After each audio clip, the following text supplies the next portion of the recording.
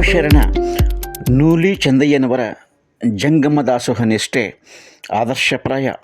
ಹುಮ್ನಾಬಾದ್ನಲ್ಲಿ ಹಿರಿಯ ಚಿಂತಕ ಭೀಮೇಶ್ ಪಂಚಾಳ್.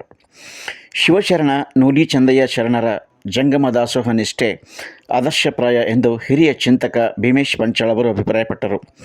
ನಗರದ ಸರ್ವೋದಯ ಸಭಾಂಗಣದಲ್ಲಿ ಬಸವ ಸೇವಾ ಪ್ರತಿಷ್ಠಾನ ಮತ್ತು ವಿವಿಧ ಬಸವಪರ ಸಂಘಟನೆಗಳ ಸಂಯುಕ್ತ ಆಶ್ರಯದಲ್ಲಿ ಮಂಗಳವಾರ ರಾತ್ರಿ ನಡೆದ ಶರಣ ಜೀವನ ದರ್ಶನ ಪ್ರವಚನ ಮಾಲಿಕೆಯಲ್ಲಿ ಅವರು ನೂಲಿ ಚಂದಯ್ಯನವರನ್ನು ಕುರಿತು ಜ್ಞಾನ ದಾಸೋಹವನ್ನು ಉಣಬಡಿಸಿದರು. ಮಹೇಶ್ ಬಡದಾಳೆ ಅಧ್ಯಕ್ಷತೆ ವಹಿಸಿದ್ದರು ಮತ್ತು ಪಾರ್ವತಿ ವಚನ ನೃತ್ಯ ಪ್ರದರ್ಶಿಸಿದರು. ಪ್ರವಚನ ಸಮಿತಿ ಅಧ್ಯಕ್ಷ ಮಲ್ಲಿಕಾರ್ಜುನ್ ಸಂಗಮ್ಕರ್, ಕಾರ್ಯದರ್ಶಿ ಶರಣಬಸಪ್ಪ ಪಾರ, ಮಲ್ಲಿಕಾರ್ಜುನ್ ರಟ್ಕಲ್, ಡಾಕ್ಟರ್ ಸೋಮನಾಥ್ ಯಾಳ್ವಾರ್, ಹಿರಿಯರಾದ ಚೆನ್ನಪ್ಪ ನಿರಣ, ಡಾಕ್ಟರ್ ನಾಗೇಂದ್ರ ಕುಮಾರ್ ದುಮ್ಮನ್ಸೂರ್, ಕಂಟೆಪ್ಪ ದಾನ, ಅಣ್ಣಾರಾವ್ ಪಾಟೀಲ್, ಮಲ್ಲಿಕಾರ್ಜುನ್ ನೀಲಕಂಠೆ ಸೇರಿದಂತೆ ಇನ್ನೂ ಅನೇಕ ಜನ ಪ್ರಮುಖರು ಈ ಸಂದರ್ಭದಲ್ಲಿ ಹಾಜರಿದ್ದರು. ಈ ಸಂದರ್ಭದಲ್ಲಿ ಪುಟ್ಟ ಬಾಲಕಿ ಪ್ರದರ್ಶಿಸಿದ ವಚನ ನೃತ್ಯ ನೆರೆದ ಸರ್ವರ ಮನಸೂರೆಗೊಳ್ಳುವಲ್ಲಿ ಯಶಸ್ವಿಯಾಯಿತು. ಒಂದು ಪ್ರಖ್ಯಾತ ಸ್ಥಾನವಾಯಿತು ಅನ್ನೋದನ್ನು ಮೊದಲು ಒಂದೆರಡು ವಿಚಾರ ಮಾಡಿ.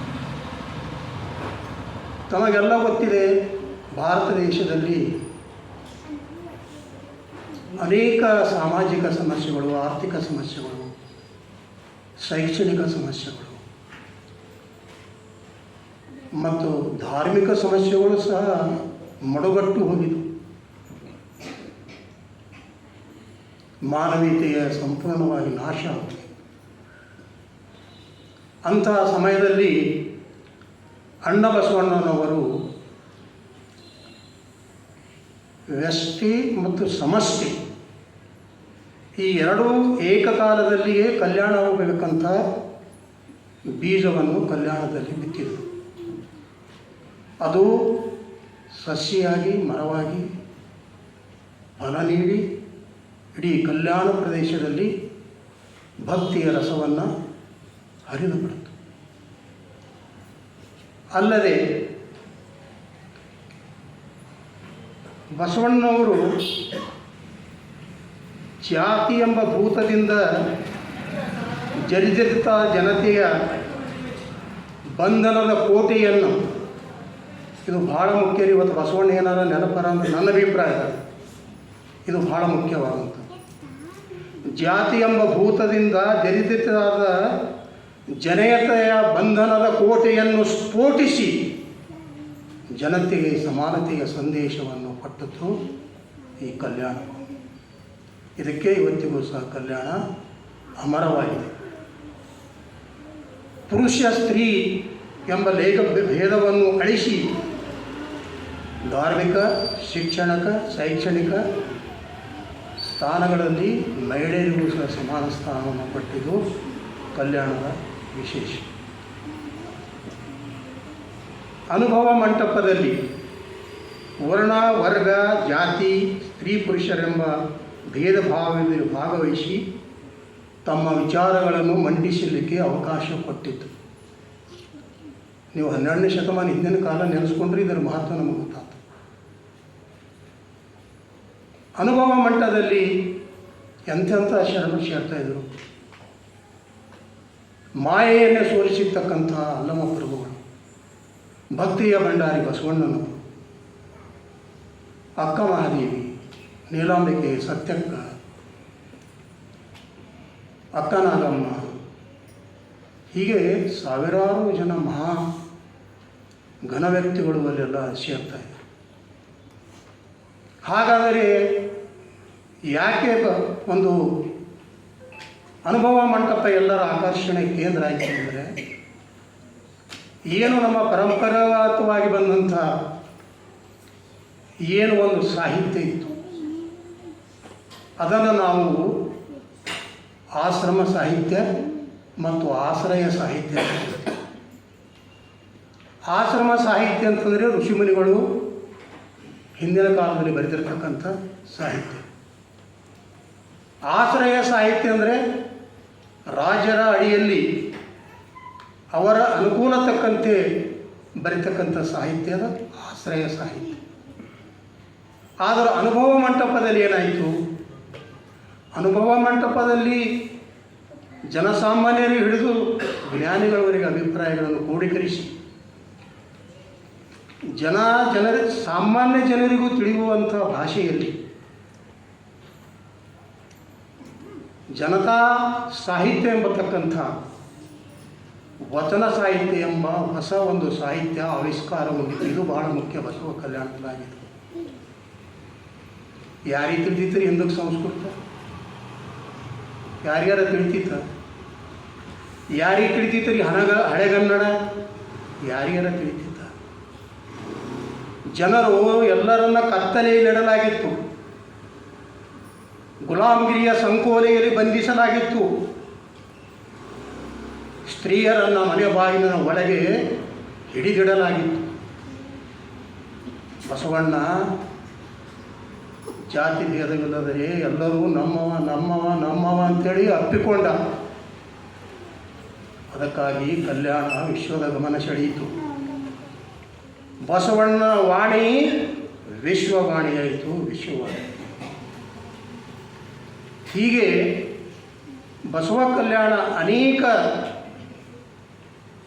ಮಾನವ ಕಲ್ಯಾಣದ ವಿಚಾರಗಳನ್ನು ಕೇಂದ್ರೀಕರಿಸಿಕೊಂಡು ವೈಭವವಾಗಿ ಮೆರೆಯುತ್ತಿತ್ತು. ಭಾಳ ಜನ ಕಲೆಯವರು, ಲಂಕೇಶ್ ಅವರು ಸಂಕ್ರಾಂತಿ ನಾಟಕದಲ್ಲಿ ಬೇರೆ ಬೇರೆ ವಿಡಂಬಾತ್ಮಕವಾದ ಮಾತುಗಳನ್ನು ಸಹ ಬರೆದಿದ್ದಾರೆ. ಬಸವಣ್ಣನವರು ಬಿಜ್ಜಳನ ಭಂಡಾರವನ್ನೇ ಖಾಲಿ ಮಾಡಿಬಿಟ್ರು. ಇಲ್ಲ, ಇದು ಶುದ್ಧ ತಪ್ಪು. ಬಸವಣ್ಣನವರ ಕಾಲದಲ್ಲಿ ಶರಣರೆಲ್ಲರೂ ಕಾಯಕವನ್ನು ಕಂಪಲ್ಸರಿ ಮಾಡಿಕೊಂಡ್ರು. ಯಾರೂ ಕಾಯಕವಿಲ್ಲದೆ ಪ್ರಸಾದ ಸೇವಿಸಬಾರದು. ಇದು ಮೊದಲನೇ ಲಿಂಗಾಯತ ಧರ್ಮದ ಸಿದ್ಧಾಂತ. ಎರಡನೆಯದು, ಗಳಿಸಿದವರಲ್ಲಿ ಉಳಿಸಿ ಜಂಗಮ ದಾಸೋಹವನ್ನು ಮಾಡಿ. ಇದು ಎರಡನೇ ತತ್ವ. ಇವನ್ನು ಜಾಗತಿಕ ತತ್ವ ಅಂತ ಕರೀತಾರೆ. ಜಾಗತಿಕ ತತ್ವ ಅಂತ. ಕಾಯಕ ಮತ್ತು ದಾಸೋಹ ಇವೇನಿವೆ ಜಾಗತಿಕ ತತ್ವಗಳು ಇವೆ. ಅದಕ್ಕೆ ಈ ಲಿಂಗಾಯತ ಧರ್ಮವನ್ನು ಏನಂತ ಕರೀತಾರೆ? ಜಾಗತಿಕ ಲಿಂಗಾಯತ ಧರ್ಮ ಅಂತ ಕರೀತಾರೆ. ಇಂಥ ಒಂದು ವೈಭವವಿದ್ದಂಥಲ್ಲಿ ಬಿಜ್ಜಳನ ಸಾಮ್ರಾಜ್ಯ ಎಲ್ಲರೂ ಕಾಯಕ ಕೊಂಡಿರೋದ್ರಿಂದ ಸಮುದ್ರವ ಸಂಪತ್ತ ಬರೀತಾ ಇದೆ. ಹೇಳ್ತಾರೆ, ಕಲ್ಯಾಣದಲ್ಲಿ ಹಾಲಿನ ಹೊಳೆ ಹರಿಯಿತು. ಅಲ್ಲಿ ಕೊಡುವವರುಂಟು, ಬೇಡುವರಿಲ್ಲ. ಎಂಥ ಸಾಮ್ರಾಜ್ಯ ರೀ ಅಣ್ಣಂದು, ನೆನೆಸ್ಕೋಬೇಕು. ಅಂಥ ಸಾಮ್ರಾಜ್ಯ ಕಟ್ಟಿದ. ಇದನ್ನೆಲ್ಲ ನೋಡಿದಂಥ ಜನ ಬಸವ ಕಲ್ಯಾಣದ ವೈಭವ, ಬಸವಣ್ಣನವರ ಕೀರ್ತಿಯನ್ನು ಕೇಳಿರ್ತಕ್ಕಂಥ ಈ ನಾಡಿನ, ಹೊರನಾಡಿನ, ಹೊರದೇಶದ ಜನ ತಂಡೋಪತಂಡವಾಗಿ ಬಸವನ ಕಲ್ಯಾಣದ ಕಡೆಗೆ ಪ್ರಯಾಣ ಬೆಳೆಸಿತು. ಅದಕ್ಕೆ ಹೇಳ್ತಾರೆ, ಎಲ್ಲ ದೇಶದ ರಸ್ತೆಗಳು ಕಲ್ಯಾಣದ ಕಡೆ ಮುಖ ಮಾಡಿದವು. ಅದರ ಅರ್ಥ ಏನಂದರೆ, ದೇಶದ ಎಲ್ಲ ಭಾಗಗಳಿಂದಲೂ ಕಲ್ಯಾಣಕ್ಕೆ ಬರತೊಡಗಿದವು. ಹೀಗೆ ಬಸವಣ್ಣನ ಕೀರ್ತಿ, ಕಲ್ಯಾಣದ ವೈಭವ ಕೇಳಿದಂಥ ಶಿವಶರಣ ನೂಲಿಚಂದಯ್ಯನವರು ಸಹ ಹೀಗೆ ಬಂದವರಲ್ಲಿ ಒಬ್ಬರು. ಹಾಗಾದರೆ ಈ ಶಿವಶರಣ ನೂಲಿಚಂದಯ್ಯನವರು ಯಾರು? ಸಾಮಾನ್ಯ ನಮ್ಮ ವ್ಯವಹಾರ ಸರವರಿಗೆ ಸರಿಯಾಗಿ ಗೊತ್ತಿರ್ತದೆ. ಶಿವನಾಥದ ವ್ಯವಸ್ಥೆಯಲ್ಲಿ ಅತ್ಯಂತ ಕೆಳಸ್ತರವಾದಂಥ ಮಾತಂಗ ಅಥವಾ ಮಾದಿಗ ಸಮಾಜದಲ್ಲಿ ಹುಟ್ಟಿರ್ತಕ್ಕಂಥವರು ನಮ್ಮ ಶಿವಶರಣ ನೂಲಿಚಂದಯ್ಯನವರು. ಹುಟ್ಟಿನಿಂದಲೇ ಶಿವಭಕ್ತರಾಗಿದ್ದರು ನೂಲಿಚಂದಯ್ಯನವರು. ಸಾಮಾನ್ಯ ವ್ಯಕ್ತಿಯಾಗಿದ್ದಿಲ್ಲ ಅವರು. ಅವಾಗಲೇ ದಿನ ಶಿವಾಪೋಷಣೆ ಮಾಡುವುದು, ತಮ್ಮ ಕಾಯಕವನ್ನು ಮಾಡುವುದು, ಇಡೀ ಶಿವಣಗಿ ಗ್ರಾಮದಲ್ಲಿ ಒಂದು ವ್ಯಕ್ತಿತ್ವವನ್ನು ಬೆಳೆಸ್ಕೊಳ್ತಂಥ ವ್ಯಕ್ತಿಯಾಗಿದೆ. ಯಾವಾಗ ಕಲ್ಯಾಣದ ಸುದ್ದಿ ಹರಡಿತೋ, ಅಣ್ಣ ಬಸವಣ್ಣನನ್ನು ಕಾಣಬೇಕೆಂಬ ಹಂಬಲದಿಂದ ಶಿವಣಗಿ ಗ್ರಾಮವನ್ನು ಬಿಟ್ಟು ಕಲ್ಯಾಣದ ಕಡೆಗೆ ಹೊರಟೇ ಬಿಟ್ಟರು. ಬರುತ್ತಾ ಬರುತ್ತಾ ಕಲ್ಯಾಣಕ್ಕೆ ಬಂದರು. ಕಲ್ಯಾಣದಲ್ಲಿ ಬಂದ ಕೂಡಲೇ ಅವರು ಮಾಡಿದ ಮೊದಲ ಕೆಲಸವೆಂದರೆ, ಕಲ್ಯಾಣಕ್ಕೆ ಬಂದ ಕೂಡಲೇ ಮೊದಲ ಕೆಲಸವೆಂದರೆ ಅಲ್ಲಿದ್ದಂಥ ಅಲ್ಲಂಪ್ರಭುಗಳನ್ನು, ಬಸವಣ್ಣನವರನ್ನು, ಚನ್ನಬಸವಣ್ಣನವರನ್ನು, ಹೀಗೆ ಅನೇಕ ಪ್ರಮುಖ ಶರಣರ ದರ್ಶನವನ್ನು ಮಾಡ್ತಾರೆ. ನಂತರ ಅಲ್ಲಿ ಬಂದಿರತಕ್ಕಂಥ ಎಲ್ಲ ಶರಣರನ್ನು ಬೆರೆತು ಸಂತೋಷ ಪಡ್ತಾರೆ. ಅವರಿಗನ್ನಿಸ್ತದೆ, ನನಗೆ ಬೇಕಾದಂಥ ಇಂಥ ಸಂಪತ್ತು ನನಗಿಂದಲೇ ಸಿಗುತ್ತದೆ, ಅದಕ್ಕೆ ನಾನು ಬಸವ ಕಲ್ಯಾಣದಲ್ಲಿ ನೆಲೆಸಬೇಕು, ಇಲ್ಲೇ ವಾಸ ಮಾಡಬೇಕು, ಈ ಸಂಭ್ರಮವನ್ನು ಸವಿಬೇಕು ಅಂಥೇಳಿ ನುಲಿ ಚೆಂದಯ್ಯನವರು ಕಲ್ಯಾಣದಲ್ಲಿ ಇರಲಿಕ್ಕೆ ನಿರ್ಧಾರ ಮಾಡಿದರು. ಅದಕ್ಕಾಗಿ ಅವರು ಈಗಿನ ತಿಪರಾಂತ ಎಂಬ ಹಳ್ಳಿಯ ಸಣ್ಣ ಹೊಳೆಯ ದಡದಲ್ಲಿ ಒಂದು ಗವಿಯನ್ನು ಮಾಡಿಕೊಂಡು ಅಲ್ಲಿ ವಾಸ ಮಾಡಲು ಪ್ರಾರಂಭಿಸುತ್ತಾರೆ. ಹಾಗಾದರೆ ಇವರ ಕಾಯಕವೇನು? ಕಲ್ಯಾಣದಲ್ಲಿ ಒಂದು ವ್ಯವಸ್ಥೆ ಇತ್ತು. ಏನಂತಂದರೆ, ಯಾರು ಕಲ್ಯಾಣದಲ್ಲಿ ವಾಸ ಮಾಡಬೇಕಂತಾರೋ ಅವರೆಲ್ಲರೂ ಕಡ್ಡಾಯವಾಗಿ ಕಾಯಕವನ್ನು ಮಾಡಬೇಕಾಗಿತ್ತು. ವಾಸ ಮಾಡೋದು ಕಡ್ಡಾಯವಾಗಿ ಕಾಯಕ ಮಾಡಿ ಬಂದಂಥ ದ್ರವ್ಯದಿಂದ ಪ್ರಸಾದವನ್ನು ತಾನು ಸ್ವೀಕರಿಸಿ ಜಂಗಮ ದಾಸವನ್ನು ಮಾಡಬೇಕಂತ ಒಂದು ನಿಯಮ ಇದೆ. ಮತ್ತು ಅನೇಕ ಜನ ಹಾಗಾದರೆ ಎಲ್ಲರೂ ಅದೇ ಮಾಡ್ತೀರಿ ಏನಂದ್ರೆ ಇಲ್ಲ, ಅನೇಕ ಜನ ಶರಣರು, ಸಂತರು, ಜನರು ತಂಡೋಪತಂಡವಾಗಿ ಕಲ್ಯಾಣ ಬರ್ತಿರು, ತಮಗೆ ಅನುಕೂಲವಾದಂಥ 2-3 ದಿವಸ ಉಳಿತಿರು, ಅಲ್ಲಿನ ವೈಭವ ಕಾಣ್ತಿರು, ಬಸವೇಶ್ವರ ದರ್ಶನ ಪಡಿತಿರು, ಮತ್ತು ವಾಪಸ್ ಹೋಗ್ತಾರೆ. ಹೀಗೆ ಇದು ನಿರಂತರವಾದಂಥ ಪ್ರಕ್ರಿಯೆ ಇದು ನಡೀತಾನೆ ಇತ್ತು. ಇವರು ಸಹ ಆ ದಡದಲ್ಲಿರ್ತಕ್ಕಂಥ ಒಂದು ಹುಲ್ಲನ್ನು ಕೊಯ್ದು ಅದನ್ನು ಹೊರಕಟ್ಟಿಕೊಂಡು ಮನೆಗೆ ತಂದು ಅದರಿಂದ ಹಗ್ಗ ಮತ್ತು ಕಣ್ಣಿಗಳನ್ನು ಮಾಡುತ್ತಿದ್ದರು. ಇದು ಅವರ ಕುಲಕಸುಬು ಸಹ ಆಗಿತ್ತು. ಹೀಗಾಗಿ ನಿಮಗೆಲ್ಲ ಗೊತ್ತಿರ್ಬೇಕು, ಇವತ್ತು ನಮಗೆ ಹಗ್ಗ ಕಣ್ಣಿ ಅಂದರೆ ಭಾಳ ಹಗುರವಾಗಿ ನಮಗೆ ಕಾಣಿಸ್ಬೋದು.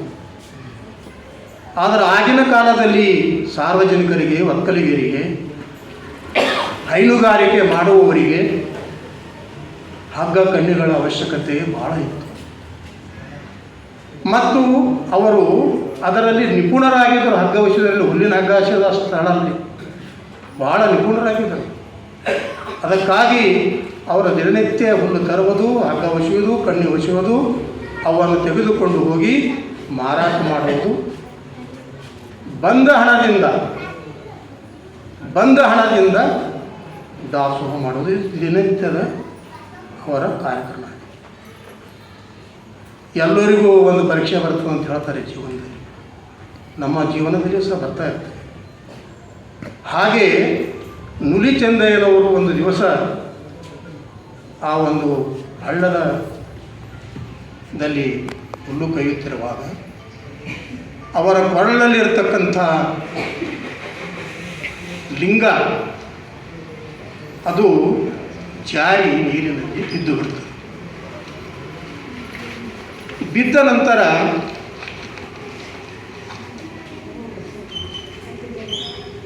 ಭಾಳ ಹೊತ್ತು ಹುಡುಕಾಟ ನಡೆಸ್ತಾರೆ, ಆದರೆ ಸಿಗಲ್ಲ. ತಮ್ಮ ಜಂಗಮ ದಾಸೋಹಕ್ಕೆ ತಡವಾಗುವುದೆಂದು ಅಲ್ಲಿನ ಹುಲ್ಲಿನ ಹೊರೆಯನ್ನು ಕಟ್ಟಿಕೊಂಡು ತಮ್ಮ ಮನೆ ಕಡೆ ಬರಲಿಕ್ಕೆ ಪ್ರಾರಂಭಿಸ್ತಾರೆ. ಇದು ನೀರಿನ ಬದ್ದಿದ್ದ ಲಿಂಗೈಗೆ ತ್ರಾಸಾಗಕ್ಕೆ ಶುರು ಆಗ್ತದೆ. ಪಾಪ ಎಂಥ ಶರಣ, ಈತ ಅನೇಕ ದಿನಗಳಿಂದ ತನ್ನ ದೇಹದ ಮೇಲೆ ಧರಿಸಿ ಆತನಿಂದ ಪೂಜೆಗಳನ್ನು ಕೈಗೊಂಡಿದ್ದೇನೆ, ಇವತ್ತು ಆತನನ್ನು ಬಿಟ್ಟು ಹೇಗಿರುವುದು ಅಂಥೇಳಿ ಅದು ಮಾನವ ರೂಪ ತಾಳಿ ನುಲಿ ಚೆಂದಯ್ಯನವರ ಬೆನ್ನು ಹತ್ತಿಬಿಡ್ತದೆ. ಮಹಾತ್ಮರಿಗೆ ನಾವಲ್ಲರಿ ದೇವರು ಸಹ ಬೆನ್ನಂತ ನಾವು, ಹಾಗೆ ಲಿಂಗದೇವ ಅಂತ ಕರೀತಾರೆ. ಈಗ ಮನುಷ್ಯ ರೂಪ ತಾಳಿ ಲಿಂಗದೇವ ನುಲಿ ಚೆಂದಯ್ಯನವರ ಬೆನ್ನು ಹತ್ತಲಿಕ್ಕೆ ಪ್ರಾರಂಭ ಮಾಡ್ತಾರೆ. ಆವಾಗ ಅವ್ರ ಹತ್ತಿರ ಬಂದು ಕೈ ಜೋಡಿಸಿ ಕೇಳ್ತಾರೆ ಲಿಂಗದೇವರು ನುಲಿ ಚಂದಯ್ಯನವರಿಗೆ, ಚಂದಯ್ಯನವರೇ ದಯವಿಟ್ಟು ನನಗೆ ಇನ್ನೊಂದು ಸಾರಿ ಸ್ವೀಕಾರ ಮಾಡಿ ಅಂತ. ಆವಾಗ ಚಂದಯ್ಯನವರು ಮುಗುಳ್ನಗ್ತಾ ಹೇಳ್ತಾರೆ ರೀ, ನಾವಾದ್ರೆ ಏನಂತೇವ್ರಿ, ಬಿಟ್ಟು ಹೋಗಿರೋ ನಡ್ಯಾಕೆ ಅಂತೇವೆ. ಶರಣರ ವೈಶಿಷ್ಟ್ಯವೇ ರೀ. ನುಲಿ ಚಂದಯ್ಯನವರು ಮುಗುಳ್ನಗ್ತಾ ಹೇಳ್ತಾರೆ ಏನಂತ, ಚಂದಯ್ಯ ನೀನು ಸುಖವಾಗಿರಪ್ಪ, ಎಲ್ಲರ ಇರು ಸುಖವಾಗಿರು.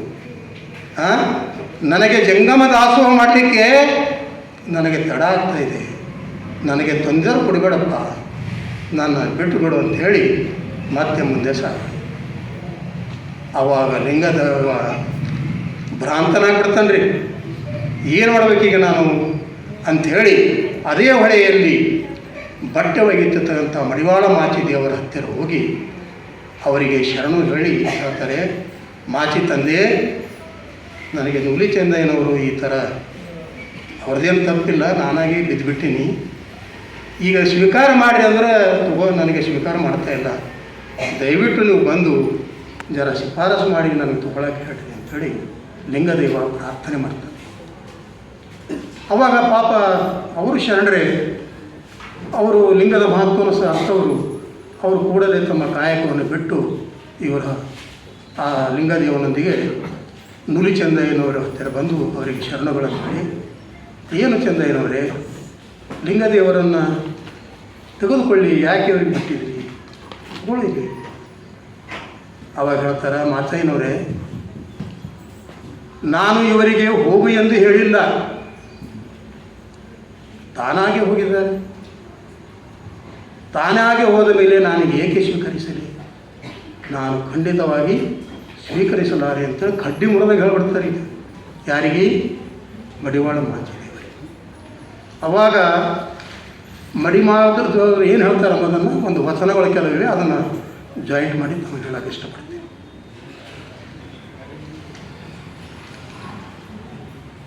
ನಮ್ಮ ಶಿವಶರಣ ಮಡಿವಾಳ ಮಾಚಿದೇವರು ನಮ್ಮ ನುಲಿ ಚಂದಯ್ಯನವರಿಗೆ ಹೇಳ್ತಾರೆ,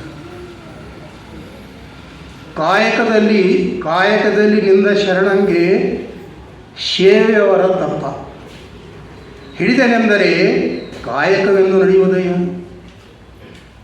ಅವಗುಣಕ್ಕೆ ಮುನಿಯಬೇಕಲ್ಲದೆ ಲಾಂಛನಕ್ಕೆ ಮುನಿಬಾರದು. ಮುನಿಬೇಕಾದರೆ ಅವಗುಣಕ್ಕೆ ಮುನಿಬೇಕು, ಆದರೆ ಲಾಂಛನಕ್ಕೆ ಮುನಿಯಬಾರದು. ಮುಗ್ಗಿದ ತುರುಕನ ಕಾಲ ಕತ್ತರಿಸಿದವರುಂಟೆ, ಮುಗ್ಗಿದ ತುರುಗನ ಕಾಲ ಕತ್ತರಿಸಿದವರುಂಟೆ, ಕಚ್ಚುವ ತಿಗಡೆಗಾಗಿ ಮನೆಯ ಸುಟ್ಟವರುಂಟೆ, ದೇವರಲ್ಲಿ ತಪ್ಪ ಹಿಡಿಲಿಲ್ಲ ನೋಡ ಚಿಂತೆ. ಎಂಥ ಮಾತು, ಏನೋ ಒಂದು ಸ್ವಲ್ಪ ಸಣ್ಣ ತಪ್ಪಾಗ್ಯದ, ಹಿಂಗೆ ನುಲಿ ಚಂದಯ್ಯನವ್ರಿಗೆ. ನಮ್ಮ ಆಳ್ಮಕ್ಳು ತಪ್ಪು ಮಾಡ್ಯಾರ ಅಂತೇಳಿ ನಾವು ತೆಗೆದೇ ಬಿಡ್ತೇವೆ ಇಲ್ವಲ್ಲ. ಕುದುರೆ ಅದು ನಡೆಯುವುದರ ಅದ್ರ ಗುಣ ಏನೋ ಒಮ್ಮೆ ಎಡವೇದಂದ್ರೆ ಆ ಕುದುರೆ ಕಾರ್ಯ ಕಡ್ದಾಕ್ಬೇಕ. ನಮ್ಮ ಮನೆಗೆ ತಗಣಿ ಆಗ್ಯಾವ ಅಂತೇಳಿ ತಗಣಿ ಏನಾರ ತೆಗಿಬೇಕಾ, ಏನೋ ಮನೆಯಾಗ ಸುಟ್ಟು ಹಾಕಬೇಕು. ಈಗ ನಮ್ಮಲ್ಲಿ ಹಳ್ಳಿ ಭಾಷೆಗೆ ನಾವು ಅಂತ ನೋಡಿ, ನೆಗಡಿ ಬಂದರೆ ಮೂಗು ತೆಗಿಬೇಕೇನ್ರಿ ಅಂತ ನಮ್ಮಲ್ಲಿ ಅದರ ಒಂದು ಹೋಲಿಕೆನೇ.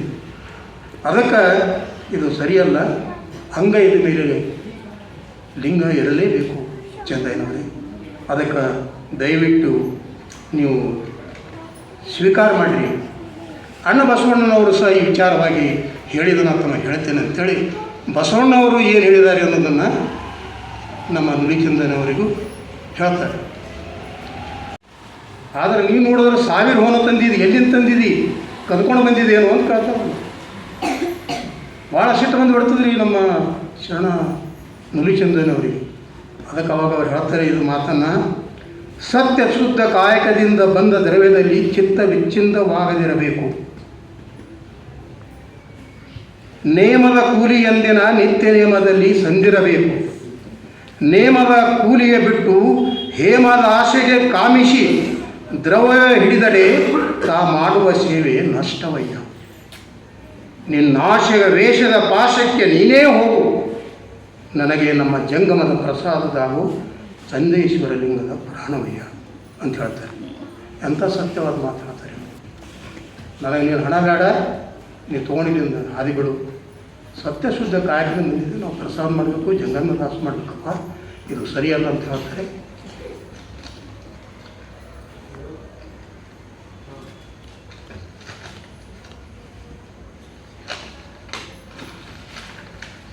ಅದರ ಜೊತೆಗೆ ಇನ್ನೊಂದು ಮಾತನ್ನು ಅವರಿಗೆ ಹೇಳ್ತಾರೆ. ಇದು ಭಾಳ ಮುಖ್ಯವಾದ ಮಾತು. ಇದು ಎಲ್ಲರೂ ಶರಣ ಸಾಹಿತ್ಯದಲ್ಲಿ ನಾವು ಯಾವ ರೀತಿಯೂ ಒಂದು ವಚನವನ್ನು ಭಾಳ ನೆನಪಿಟ್ಬೋದು. ದಾಸೋಹ ಮಾಡೋ ಕುರಿತು ಹೇಳ್ತಾರೆ ಅವರಿಗೆ. ನುಲಿಚಂದ್ರನವರು ಹೇಳ್ತಾರೆ, ಕಂದಿಸಿ ಕುಂದಿಸಿ ಬಂಧಿಸಿ ನೋಯಿಸಿ ಕಂಡವರ ಬೇಡಿ ತಂದು ಜಂಗಮ ಲಿಂಗಕ್ಕೆ ಮಾಡಿದನೆಂಬ ದಂದುಗರ ಮಾಟ ಲಿಂಗ ನೈವೇದ್ಯಕ್ಕೆ ಸಲ್ಲದು.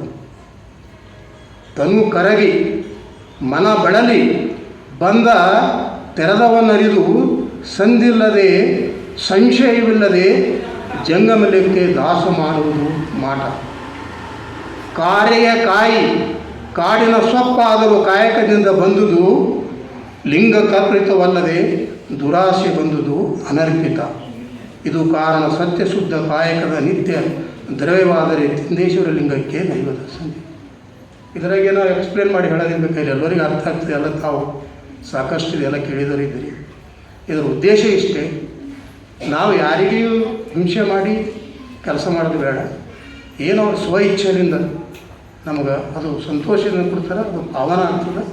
ಅದರಿಂದ ನಾವು ಜಂಗಮ ದಾಸೋಹದಲ್ಲಿ ಸತ್ಕಾರ್ಯಕ್ರಮಗಳನ್ನು ಮಾಡಿದರೆ ಅದಕ್ಕೆ ಒಂದು ಮೌಲ್ಯ ಇರುತ್ತೆ ಎಂಬ ಮಾತನ್ನು ಇಲ್ಲಿ ನಮ್ಮ ನುಲಿಚಂದ್ರ ಹೇಳ್ತಾರೆ.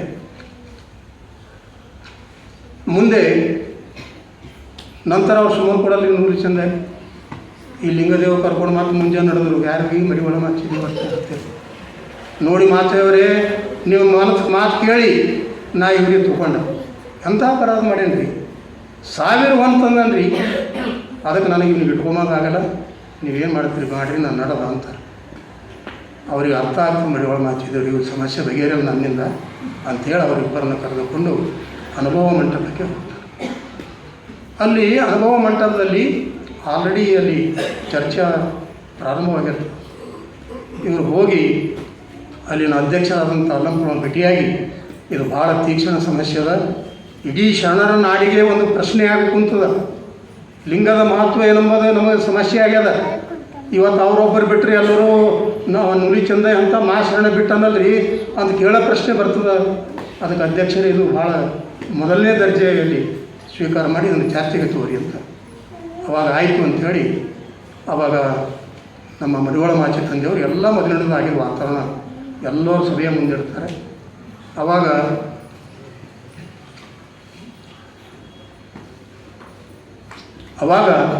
ಅಲ್ಲಿ ಅಲ್ಲಂಪ್ರಭುರು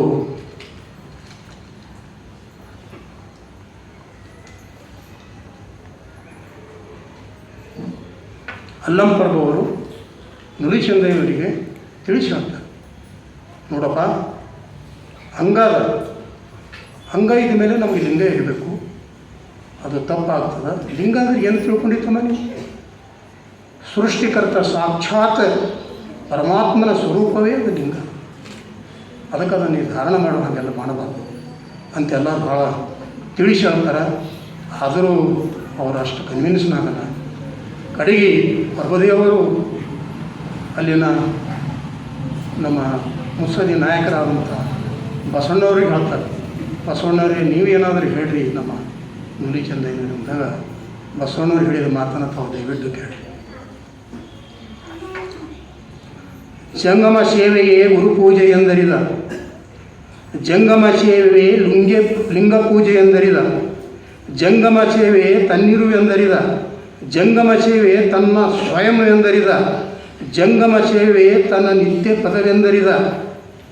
ಇದ ಕಾರಣ ನಮ್ಮ ಕೂಡಲ ಸಂಗಮ ದೇವರಲ್ಲಿ ಜಂಗಮ ಪ್ರಾಣಿಯಾದ ಚಂದಯ್ಯನ ಹಳೆಯ ಮಗನಾಗಿ ಆ ಮೈಮಗವನನ್ನು ನಾನಂತೂ ಬಲ್ಲೆನು ಪ್ರಭುದೇವರೇ ಅಂತ. ಬಸವಣ್ಣ ಎಂಥ ವ್ಯಕ್ತಿ ರೀ, ನಾವು ಬಸವಣ್ಣನ ಅಳಿಯೋಕ್ಕಾಗಲ್ಲ. ನನ್ನ ಅಭಿಪ್ರಾಯ ಬಸವಣ್ಣ ಬರೀ ಪುರುಷೋತ್ತಮ ಅಲ್ರಿ, ಬಸವಣ್ಣ ಮಹಾಪುರುಷೋತ್ತಮ. ಅವರು ಏನು ಹೇಳ್ತಾರೆ ಇಲ್ಲಿ, ಅದು ಜಂಗಮ ಪ್ರಾಣಿ ಇದೆ. ಅವ್ರು ಜಂಗಮ ಬಿಟ್ಟು ಯಾವುದನ್ನು ಅವರು ಕೇಳಲ್ಲ. ಮತ್ತು ಅಷ್ಟೇ ಅಲ್ಲ, ಇವ ನನ್ನ ಹಳೆ ಮಗ ಅಂತ. ಹಳೆ ಮಗ ಅಂದ್ರೆ ಏನ್ರಿ? ಮಕ್ಕಳದಾಗಿ ಹೊಸವು ಹಳೆ ಇರ್ತವೆ ಅಂದ್ರೆ ಅರ್ಥ ಇಷ್ಟೇ. ಯಾವಾಗ ಪ್ರಥಮವಾಗಿ ನುಲಿಚಂದಯ್ಯವರು ಕಲ್ಯಾಣಕ್ಕೆ ಬಂದಾಗ ಅಣ್ಣ ಬಸವಣ್ಣವರ ದರ್ಶನವನ್ನು ಪಡಿತಾರೆ. ಅಣ್ಣ ಬಸವಣ್ಣವರು ಇವರ ಘನ ವ್ಯಕ್ತಿತ್ವವನ್ನು ಪರಿಗಣಿಸಿರ್ತಾರೆ. ಅವಾಗಲೇ ಪರಿಗಣಿಸಿ ಅವರಿಗೆ ಯಾವ ಸ್ಥಾನವನ್ನು ಕೊಟ್ಟಿರ್ತಾರೆ ಅಂದರೆ ತಂದೆಯ ಸ್ಥಾನವನ್ನು ಕೊಟ್ಟಿರ್ತಾರೆ ಬಸವ. ಅದಕ್ಕಾಗಿ ಹೇಳ್ತಾನೆ, ನಾನು ಎಂದೋ ತಂದೆ ಅಂತ ಆ ಮಹಾತ್ಮನಿಗೆ ಒಪ್ಕೊಂಡಿನಿ, ಮತ್ತು ನಾ ಏನು ಹೇಳಿಲ್ಲ ಅವರಿಗೆ, ಅದು ನನ್ನಿಂದ ಆಗಲ್ಲ. ಇದು ಏನಾರು ಉತ್ತರ ಕೊಡಬೇಕಾದ್ರೆ ಚನ್ನಬಸವಣ್ಣನವರೇ ಇದಕ್ಕೆ ಪರ್ಫೆಕ್ಟ್ ಲಾ ಮಿನಿಸ್ಟರ್ ಇದ್ದಂಗೆ ಅವರು, ಅವ್ರಿಗೆ ಕೇಳಿರಿ ಅಂಥೇಳಿ ಅವ್ರ ಕಡೆ ಬಸವಣ್ಣವರು ಬಟ್ ಮಾಡಿ ತೋರಿಸ್ತಾರೆ.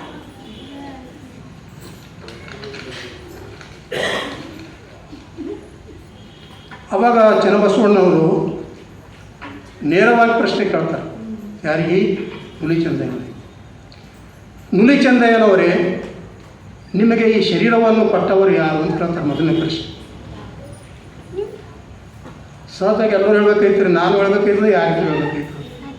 ಇದು ಶರೀರ ಯಾರು? ಈಶ್ವರ ಕೊಟ್ಟಿದ್ದಾರೆ ಅಂತ ಹೇಳ್ಬೇಕು, ಪರಮಾತ್ಮ ಕೊಟ್ಟಿದ್ರು ಅಂತ ಹೇಳ್ಬೇಕು. ಹಾಗಾದರೆ ಪರಮಾತ್ಮನ ಸ್ವರೂಪ ಯಾರು ಅಂತ ಕೇಳ್ತಾರೆ. ಮತ್ತೊಂದು ಪ್ರಶ್ನೆ ಅನಿವಾರ್ಯವಂತವ್ರಿ. ಪರಮಾತ್ಮನ ಸ್ವರೂಪ ಲಿಂಗವೇ. ಮತ್ತು ಪರಮಾತ್ಮನಿಲ್ಲದೆ ಜಂಗಮದಾಸು ಹೇಗೆ ಮಾಡ್ತೀವಿ?